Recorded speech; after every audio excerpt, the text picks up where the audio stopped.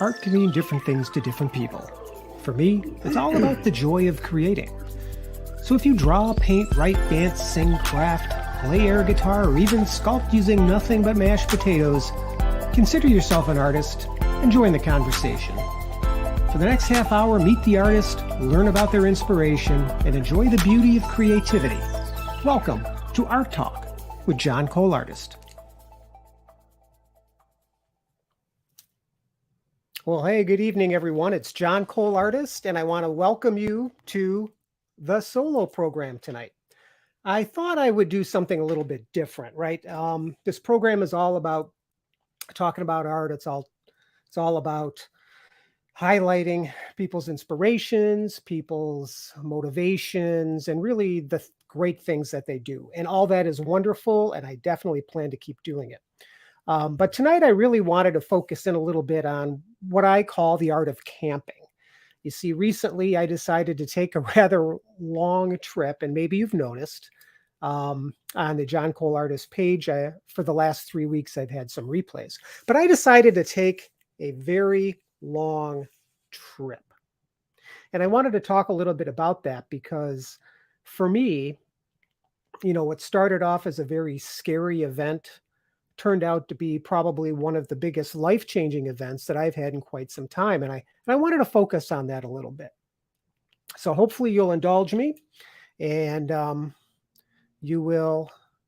And there's Christine Cole. Hey, John R. Cole. It's good to see you, Christine. Thank you very much for listening in tonight because I value your feedback. And I think that feedback is going to be important to not only improve myself, but improve this show. So thank you. Camping, the art of camping. What exactly am I really going to talk about here? Well, I think there's a couple of things I want to talk about. First, I'll tell you a little bit about how the trip went. Some of maybe what you would call the stumbling blocks that I ran into, and then really how I approached this whole thing prior to, during, and then of course after. So what I want to do is I want to show you, and this isn't going to be a death by PowerPoint or anything like that, but I just want to talk to a couple pictures before I get into some details. Now, the first thing I wanted to mention is that camping isn't really a new thing for me. It is recently, but it isn't brand new because back in 1986, my sister and I would frequently go camping. And it was something that we would do with our friends. We would have a bunch of people go. We would visit some places in New York State. We'd set up a tent. And of course, we would just frolic in the woods and do all this really, really crazy stuff. It was an amazing time back then. And it was something that always stuck with me. Now, when I joined the Coast Guard in 1984, and this picture was taken 2 years after that, you can tell by the shorter haircut and that ball cap, which is actually a Coast Guard hat. During my Coast Guard career, camping fell off the plate for a lot of reasons, right? And I'll talk a little bit about that tonight as well. And the other picture I wanted to show you from way back then was my dad. Now, this picture here, again from 1986, is the only time I ever remember my father going camping with us. And I remember that very, very well. To be honest with you, it felt a little awkward because nobody wants to go camping and have their dad hanging around. But I really think he enjoyed that. As a World War II veteran, I know he was familiar with, sleeping in conditions that weren't optimal. I mean, today's service, specifically when you're going through basic training or you're stationed at various units, you tend not to sleep in tents, which is cool, right? We don't want to sleep in tents when we're doing our jobs. I think if you're deployed overseas, perhaps, or if you're on some mission, you're liable to do that. However, generally speaking, we don't do that on a daily basis, right? So I think my father really enjoyed doing this, and I'm so glad that he did because it really captured that essence of what camping is all about, and that is getting together with people, having some fun, going on some adventures and things like that. Hey, Tracy. Tracy says hi. Tracy's my daughter. Matter of fact, she's coming out this weekend with my grandchildren. So I can't wait for them to get here. It's going to be a lot of fun. So let's talk a little bit about the camping and exactly what my plan was, right? So my idea was, now let me back up a little bit. Back in January, my wife and I had the opportunity to go to Sedona for a week. We went to a retreat out there, which was an amazing experience. Oh, and Michael's there too. Hi, Michael. Michael's my grandson. He's watching. Yeah, back in January, my wife and I had the opportunity to go to Sedona, which is, of course, a very, very beautiful place. It's a very spiritual place. And on the way home, we arranged our flight for whatever reason late in the evening. It was like an 11 o'clock, 12 o'clock flight or something like that. So between Sedona and Phoenix was only a 2-hour drive. So I thought, wouldn't it be kind of cool if we were to stop at the Superstition Mountains? Because it's about 45 minutes from Phoenix. So we did. And although the desert conditions really aren't for everyone, I felt a very strong connection to the Superstition Mountains. And I think there's a couple reasons for that. Number one, if you are someone that lives in a mountainous area, you understand that it can be a very inspiring location, right? Because you have these broad vistas, you have these giant mountains, perhaps there's cliffs, perhaps it's grass covered or trees or whatnot. The superstitions themselves is basically a lava rock formation that millions of years ago had pushed up and just kind of stand there. And, you know, it's like this big spot on the desert where you see this, and it's just an amazing thing to see. Well, I felt this connection to that land. There was something really deep about it. I wish I could give you a better word than that, but there was really something special about that. And I told myself that I would go back there someday. And I did, right? So my idea was to take a trip to the Superstitions, camp there for a few nights, and then, you know, maybe stop and see some other sites on the way back. So here's a picture of what I got to wake up to every day. So this here is from the Lost Dutchman State Park in Apache Junction, Arizona. And the superstitions themselves were considered a piece of property by the Apaches specifically that were kind of off limits. And I think there was a lot of reasons for that, right? I'm not a folklore expert, and I certainly don't want to speak on behalf of the Native community, but the mountains themselves had a very mystical quality. And maybe that's one of the reasons I was so drawn to them. The other reason, of course, is the legend of the Lost Dutchman. Now, the Lost Dutchman State Park is named after that person, Jacob Walls, who found gold, or how the story goes, as a prospector in the Superstitions, and hid the gold all the way up until he died, where he left clues in the forms of maps and things like that. Well, there are a lot of maps pointing to a lot of incorrect places in the Superstitions. Now, my understanding from the geology is gold is not something that's necessarily prevalent there. However, gold has been found. So dating all the way back to the time of the Spanish, you know, before this area became part of the United States, my understanding is, based on what I've read, is that the Spanish did a lot of digging there, and they supposedly had a series of mines. And there's a chance that Waltz probably tapped into one of the Spanish mines, and that's where he got his gold from. Now, it's never been found. I had no intention of finding it, but it does give the mountains themselves a certain appeal. So let's talk a little bit about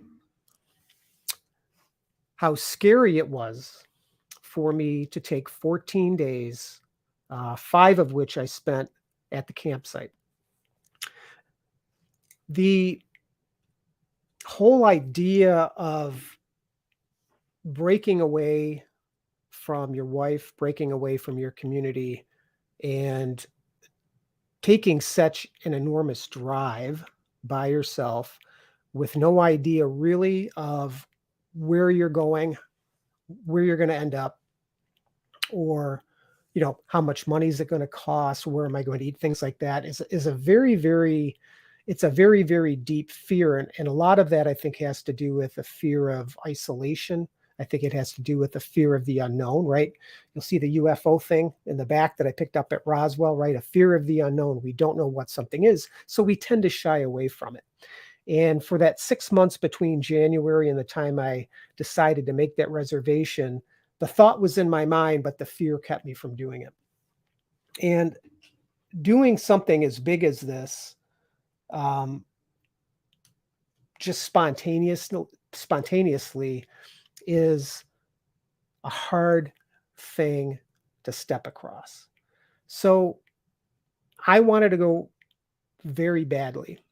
So what I did to take that step was something that seems pretty simple, yet was a major milestone for me. And that was to make a reservation. Something as simple as that. I went online.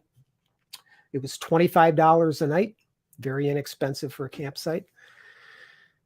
And I obligated myself to go for 5 nights in June. And it was that one simple step that really got me motivated even further, right? Because I took a baby step towards facing a fear. And when I did that, that excitement built, right? I was starting to read more books on the superstitions. I was reading more information about the Lost Dutchman mine. And then, of course, in my mind, I'm replaying that experience I had back in January when I visited. And it kept building and building. And the next thing you know, I'm buying camping gear, right? I'm buying plastic tubs to keep my things in. I'm planning all this stuff in my head of what I'm going to do for these 5 days. The day came. I turned on Ruby. She's my truck. And we headed out. The idea that I was able to overcome that fear and actually get in my truck and start that drive for me was an eye-opener. It was something that inside of me tells me that I can do these things, that I have that power to be able to make those decisions. Now, of course, I talked with my wife about it, and she was good to let me go. Actually, not even let me go, right? She encouraged me to go because she knew, based on my 36-year Coast Guard career, that I needed an opportunity to reconnect to myself. And that's exactly what happened. Hi, Megan. It's a very good point. The power of one little step. It's amazing what one small step can do, because it's like that Christmas movie. What was it? Santa Claus is coming to town. Maybe somebody can tell me, but put one step in front of the other, and it really gets you moving forward. So that big fear, just leaving the driveway, overcame that, and I got moving, right? So the question was then, what was I going to do then, right? This was a 2,600-mile drive, and my plan was to do it in 5 days. Come to find out, I was able to do it in 4 days because I found that I was driving a little bit longer, right? You get tired, you sleep. If you're not tired, you just keep going. Otherwise, what are you going to do? Sit someplace and not do anything, right? And that's not what I wanted. I wanted to experience this trip. So I would drive these distances and kind of make that decision. Do I want to stay at a hotel? Do I want to try to find what's called a dispersed camping site, which basically is a free camping site? A lot of them in the Southwest, not so many on the East Coast, unfortunately. So I ended up sleeping at a couple truck stops. Now, if you've ever slept at a truck stop before, that is an experience.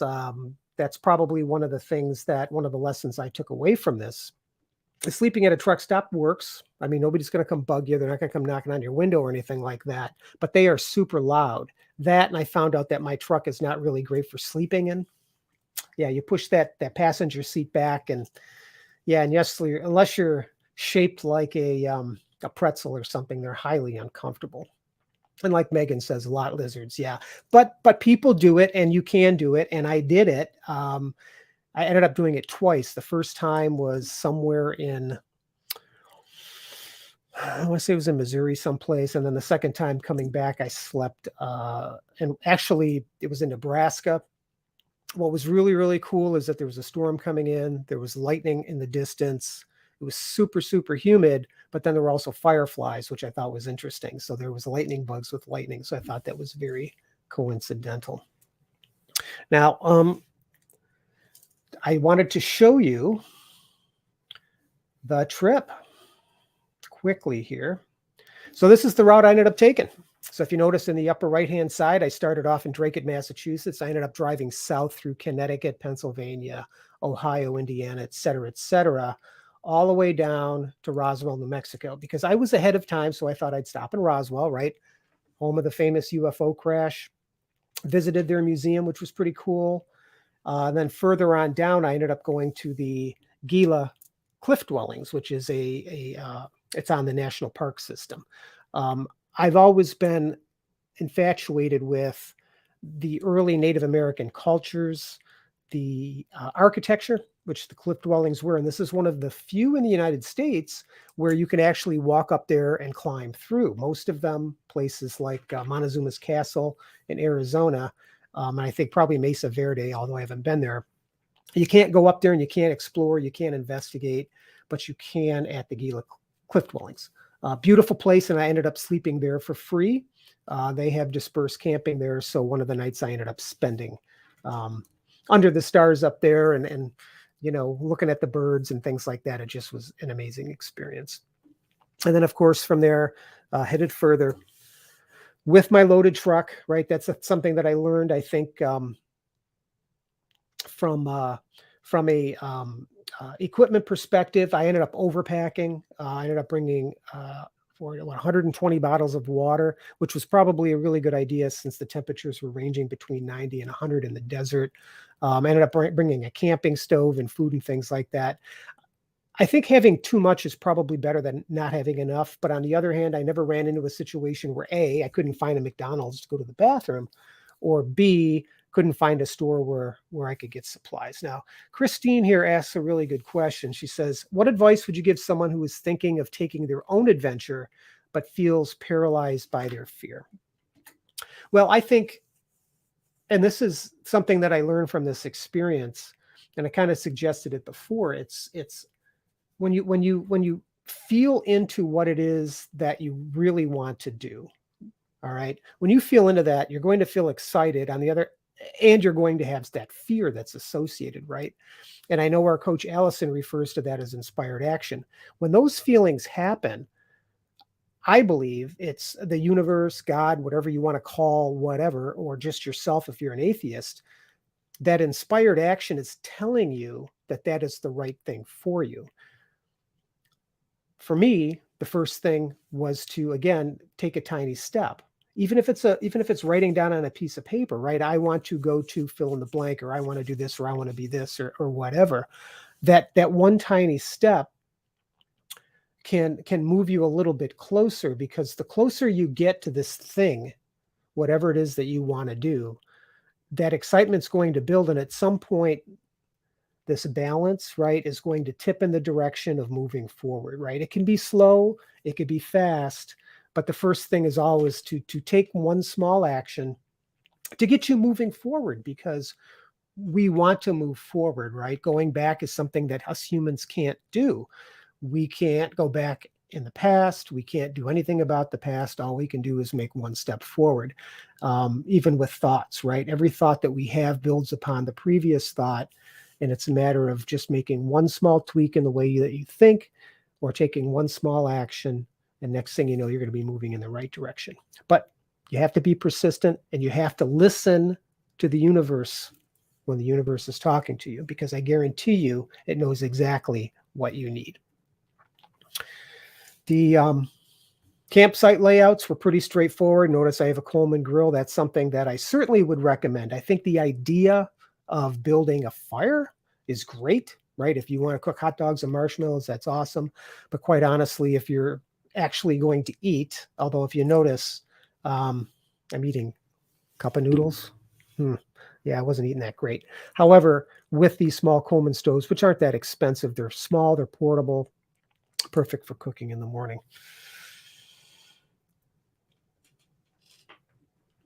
I wanted to talk briefly about the art, because this is an art program.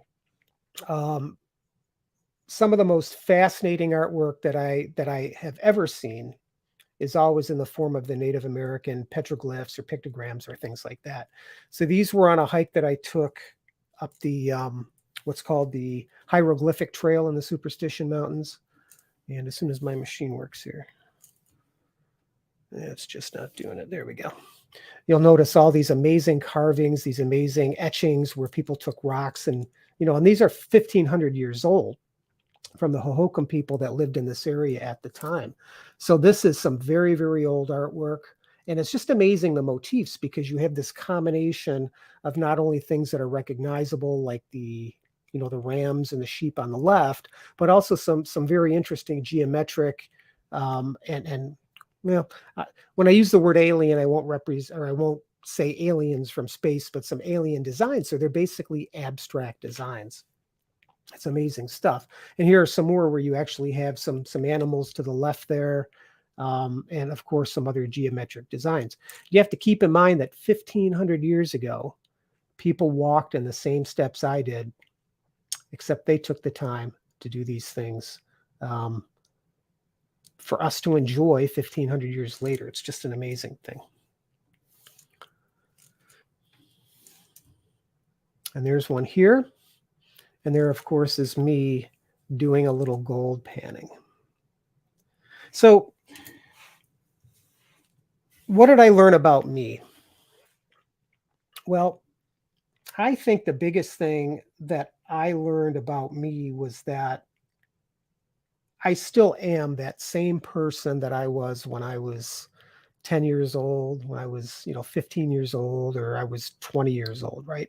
I really haven't changed. I think what's changed for me realistically is the way I think about things, right? I think the Coast Guard for me was an amazing experience. I learned a lot, but the Coast Guard did have a tendency to kind of funnel me into one way of thought. And I think that when we get caught in that tunnel vision type approach on things, right? Things that are done systematically, things that are done with rules, with regulations, you end up worrying about a lot of things that you probably don't need to worry about. So what this experience did for me is it really brought me back to that childhood feeling of just having fun. Some of the things I was doing, I'm not sure you folks would want me doing, to be honest with you. Taking a trail is one thing, but getting to the end of the trail and thinking to yourself, I'm going to keep going. That's something completely different, because that's an adventure, because you don't know if anybody's ever done it before. Maybe they have, maybe they haven't, right? When you're climbing over boulders and you're avoiding rattlesnakes. I heard a rattlesnake. I didn't see him, but I certainly heard him. Unmistakable. And the amount of cuts and bruises that I got, I loved every second of it, because that was me when I was 10 years old. That was me when I was riding my bike as fast as I could, and I hit that little crappy ramp made out of a 2x4 and a piece of plywood just to go falling on my face. That's who I am, because that's where adventure begins, and that's what life is all about. It's about taking those chances, having fun while you're doing that, riding as fast as you can, and blazing a new trail. It was life-changing for me. And I also think from a codependency perspective, which I have suffered with for a very long time. I've been codependent on the Coast Guard for years. I've been codependent on spouses for years. I think that this trip really reminded me that you can be married, or you can be part of an organization, or you could be part of clubs, or, and have a career and yet still be uniquely you. I did this trip on my own.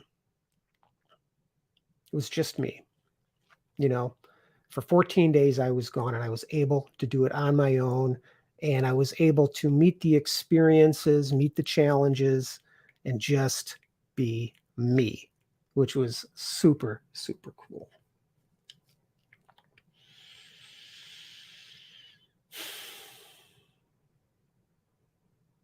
So 14 days, it was a total of 6,408 miles, which means the oil change I got on my truck before I left already has to be done again. Of that 14 days, I spent 2 days in dispersed camping sites, one at White Sands near Holloman Air Force Base in New Mexico, one at the Gila Cliff Dwellings, like I mentioned before. I spent 2 nights at a truck stop, talked about those, 5 nights at the Superstitions, and then 5 nights I took hotels. Now, if you're asking, why did you take a hotel? Well, it's a couple of reasons for that. One of the reasons was I needed to shower. Superstitions State Park had shower facilities, which was awesome.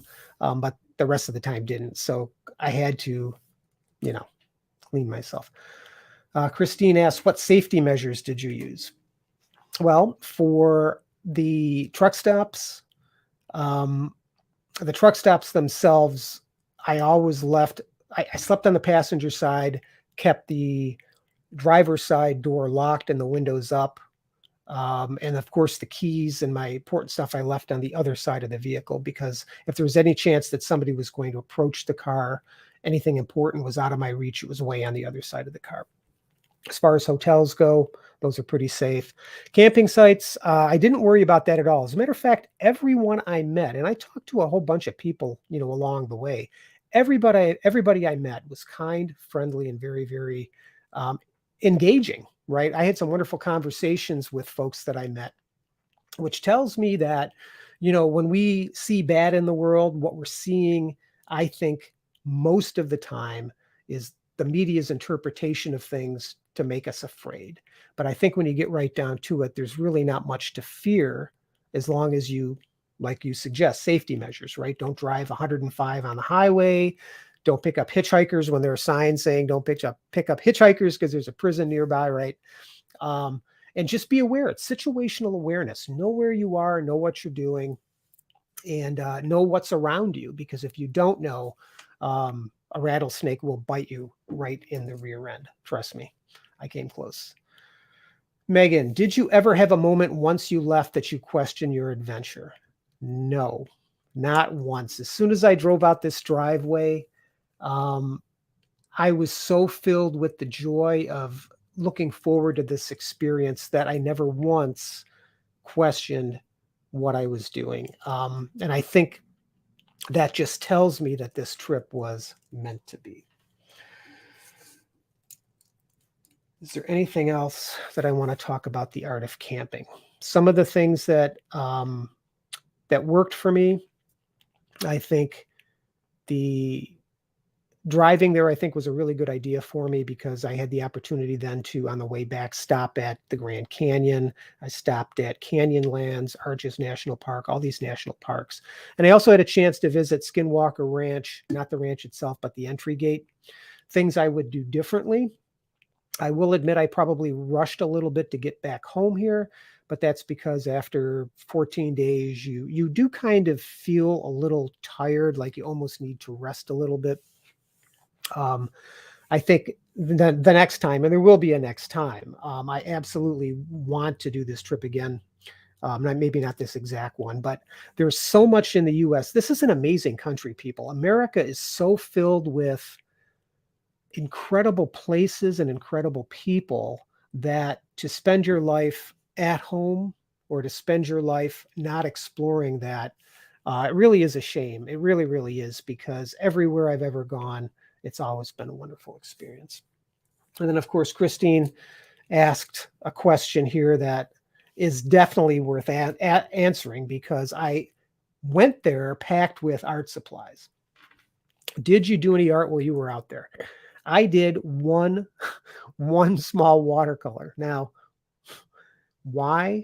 Well, two reasons. Number one, when you're in an area where there's a lot of hiking opportunities, I ended up spending most of my day taking the hikes, taking photographs, and just, climbing over. I had cactus freaking needles in my leg. I had, I fell on my knee. I thought I cracked my patella, for heaven's sake.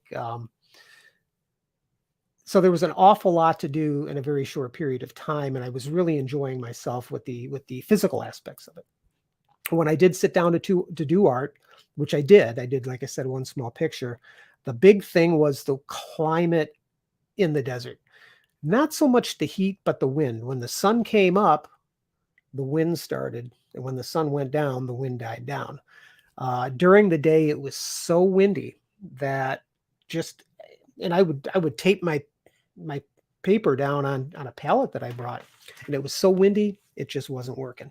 But yeah, I did one small picture. It's not the greatest watercolor in the world, but I did. So, oh yeah. And the other thing, I did find gold. I did find gold for those that were interested, right? You saw that last picture of me in the gold panning stuff.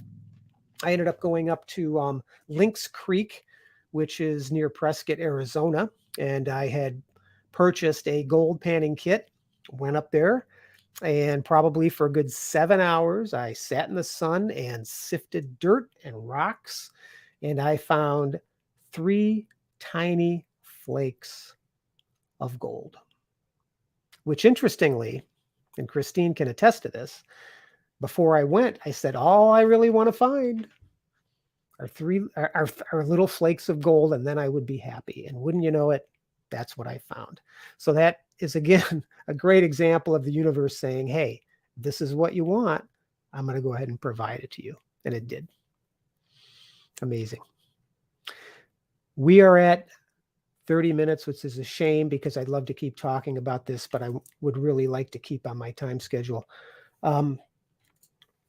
Christine has one last question. I think it's a good one as well. Where do you want to go on your next adventure? I would like to go to the Pacific Northwest. For those that don't know, I'm a big fan of Bigfoot. I think I don't know what Bigfoot is, but I think it's something. And what I would love to do is go up to the Pacific Northwest and do some hiking, or maybe even Northern California. I mean, Bluff Creek was where the original 1964 Gimlin Patterson film was filmed, right? So it's Northern California, Oregon, Washington State. But I think that area would be a really, really interesting place to camp, to do some investigating of Bigfoot, and just to kind of get that forest experience, because now I have that desert experience. I think the forest experience would be a fascinating thing to see. So thank you for watching tonight. I know it's a little weird just seeing me on here, and hopefully you gained a little something from this, because art is life as well, or life is art rather, and everything we do has an artistic component. So I hope you guys are inspired to try something new. That's all I ask. Try something new, and if you're afraid of something, but you really want to do it, make one small action in that direction. The next thing you know, that's going to start to snowball forward, and you're going to be doing that thing that you really desire. So thank you all again for watching tonight, and I'll see you next week. See ya.